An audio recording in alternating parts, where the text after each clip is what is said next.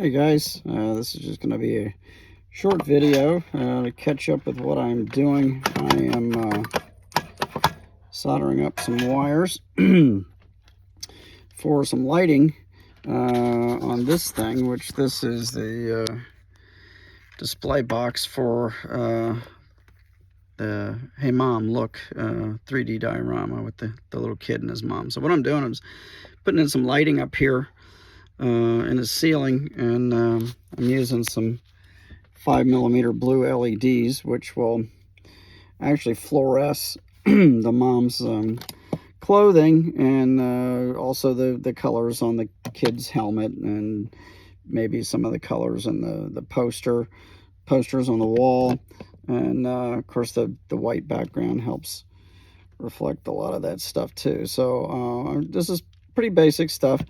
I'm doing four LEDs, and they're not the most stylish things in the world, but I'm trying to conceal them and kind of make them look like light bulbs hanging down up here. Hopefully your attention won't be drawn to those as quickly. So anyway, so I'm soldering up some wires, and got my flux. Gotta flux these babies.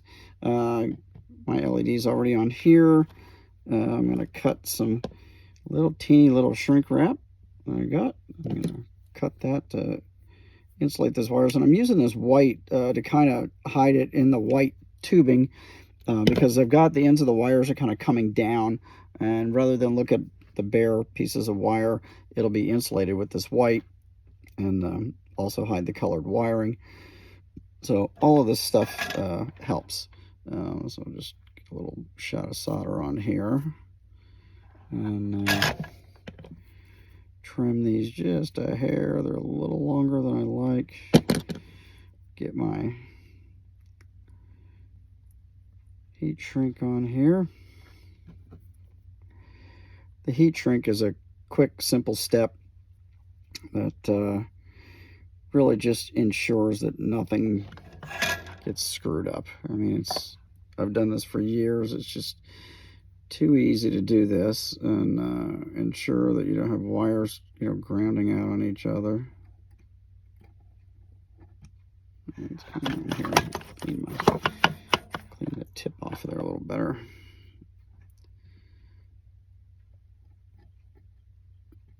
Oh, that's strange. Not getting a good flow on there. Let's try again. There we go. A little more flux in the mix there. That did the trick. And yes, I still burn myself after 10 or 15 years of doing this crap. Yes, I still burn myself. And okay, so before I heat shrink them, I want to test to make sure they work. This is I buy this flat braided cable.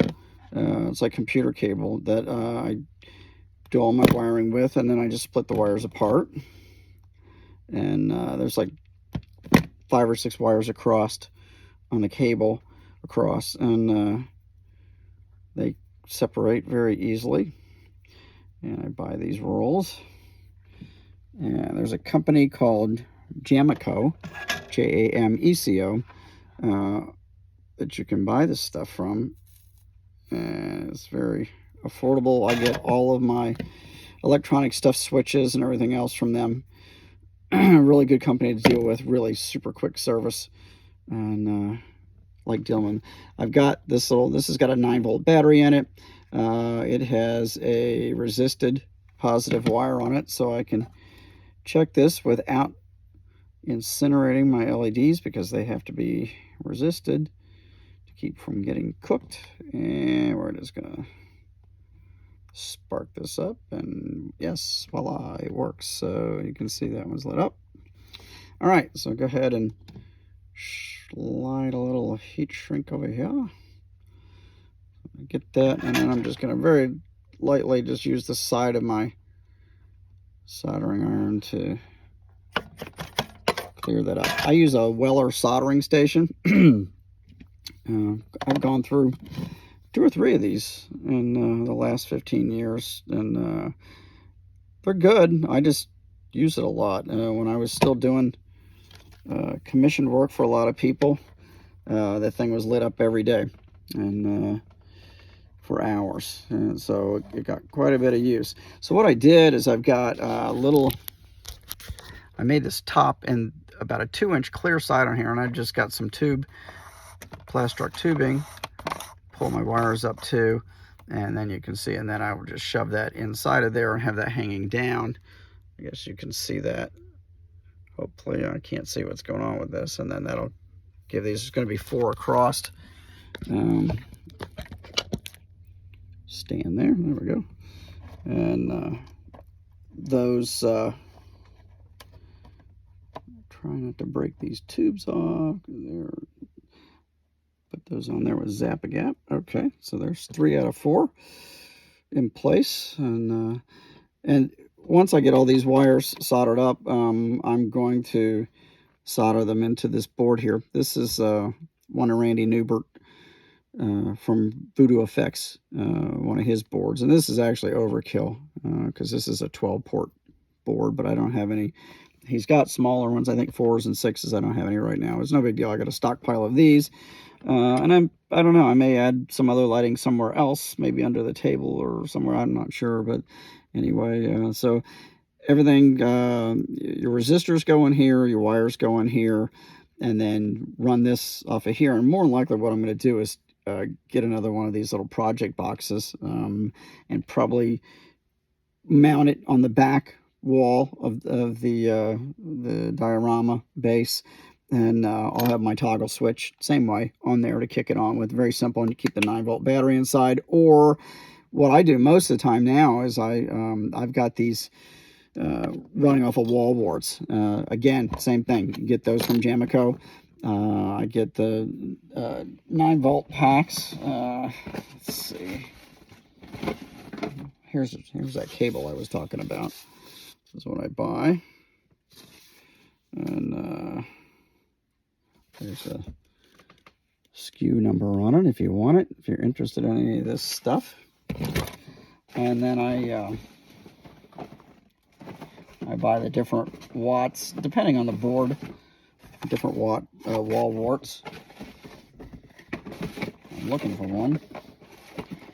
Oh, there we go. So the wall warts look like this, and they're different wattage. This is a 9-volt here, and I've got some 5-volt ones, and you actually, they make some that are adjustable voltage too. So if you've got a particular board that doesn't need as much power, you can actually, there's some of them have 3 and 4 settings on the wall board itself. There's a lot of different ones. I mean, the ones I used for years had a little LED in them. They discontinued it, but no big deal. It's got your male plug-in on here, and then I've got a multitude of the female plug-ins that I will drill a hole in this and mount that in there. So that's that. And yeah, all this stuff. Oh, anyway, so that's what's going on. And it's pretty cool. Let me see if I can get a figure in there.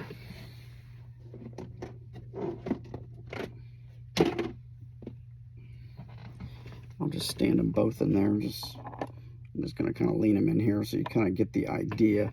Let me move this out of the way here a little bit, and I can probably power up a couple of these just to kind of give you an idea.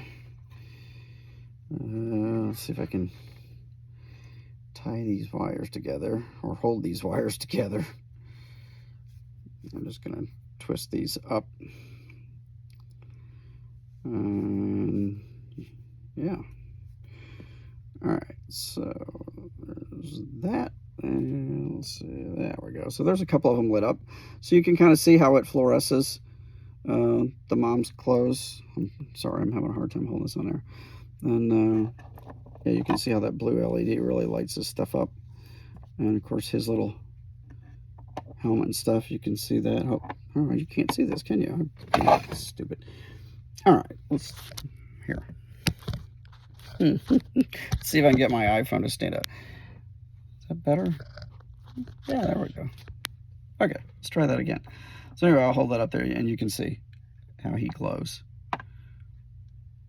His little dealy bobbers on the sides of his helmet. So yeah, these blue LEDs work almost like black light. So if I got the mom, I'll have her eventually under here. And I'll have the posters and stuff on the walls too. So it'll be lit up all the way across. So that'll fill this whole box full of light, and hopefully light these guys up. It'd be nice. I mean, stuff really shows up in the dark. Let me see if I can. There you go. So you can kind of get an idea how that backlights, and you can see his helmet glowing quite well. Yeah, so you get the basic idea of what's going on here. All right. Anyway, all right, so that's that. All right, so I'm gonna put these away before I damage them. I don't know, did you guys probably haven't seen this since this is my figure of the boy. He's not quite done. I got to finish the inside of his helmet and some trim. I airbrushed the helmet and everything was all airbrushed, and the face and everything. I did that with the airbrush and then went back and hand painted. I added these little metal dealies sticking out here with these little fluorescent rings. That's all stuff like little sequins that you can get online or at one of your craft stores. I made my own decal. This is a Von Franco design, and worked that in there after using the microsol. Getting all the little lines in his t-shirt, his clothes, the rest of his body. Well, actually everything here was painted with auto air or Wicked colors, and not quite done yet with his tennis shoes and stuff, and his little shoes. I got to do some laces around his laces and that stuff. And then what I did is, after I did just the solid colors on him, I did on his skin a light brown wash over his skin. I did a light black wash over the entire t-shirt. That just kind of brings out some of those little lines and stuff. And then I used my Tamiya pastels. I used the white one to just lightly rub over his blue jeans, so it picks up all the high lines on there and gives you that kind of fades on the kneecaps, or, you know, like back on the seat of his pants and stuff like that, and around the edges of his cuffs. That brings all that out just with that little bit of that Tamiya pastel work. The mom I'm still working on. I've just, you know, airbrushed her basic dress. She was actually printed in that fleshy color, so I'm going to leave her that way. I'm thinking of doing her in a leopard print, her skirt or dress or whatever. Let me put these away before I drop them and break them. And then, of course, I've got pieces and parts lined up over here. There's the Big Frankie, the Little Big Frankie. And he was actually molded, also printed in this translucent green, which I really liked, so I taped it off and kept it that way, and then just hand painted in all the details. And I did the same thing with him. I just went after him with some pastels after I brushed him. I'm going to hit his hair a little bit more. And I've got the furniture I'm working on. And then I printed out some posters for the walls that I'm going to put back here behind the furniture. I painted this furniture blue because I had painted my son's furniture when he was a little guy this color to match Thomas the Tank Engine. You probably remember Thomas. So I just did that kind of nostalgia thing. This is some of the little posters I printed up, put on the walls. Some of my favorite old movies. And it's kind of cool because these actually just, because of the static, I'm just going to stick these on here. I didn't get that. Could you try again? Yeah, my watch is talking to me. There we go. Yeah, these just kind of suck right on there, which is kind of cool. I'll end up gluing them, but you kind of get the idea where I'm going with this, making his room all sci-fi stuff. I used some blue felt for the carpet. I cut the base is all, this is some thicker sheet acrylic, same with the back wall, and then I used a really thinner, like 1/8 inch clear to just do these little side walls in this top up here, mainly just to box it in a little bit, give it some more reflectivity. And of course I got a bunch of little doodads to go on his workbench there. And of course, you've got the other 3D printed stuff that comes with the kit. Would be this little teeny Ravel Frankenstein and a little teeny Wolfman. Kind of see those, yeah. So there's kind of neat. So I'm just going to add a bunch of other little things here and there. I've been looking through my parts bins, just kind of grabbing some. I've got a lot of diorama stuff, so I'm going to just kind of grab some other little odds and ends things there to add to that. So anyway, that's pretty much what's going on. I apologize for not getting a lot done. I had planned on doing a Halloween video, and I just didn't get to it. I've had the craziest busy work week this week, and I'm worn out. I've just been absolutely worn out. So I'm going to end this because this is going to take absolutely forever to upload to YouTube, but I'll do that tomorrow and get it on there for you guys. Have a happy Halloween, safe one, and have fun with your kids, or have fun with kids in general. I don't have any kids left at home, but we enjoy the children coming, and the house is all decorated. And I may shoot some more, maybe a short video tomorrow night when all that's going on. So we'll see how things go. But thanks again for tuning in, and I will see you real soon for the next one. Take it easy.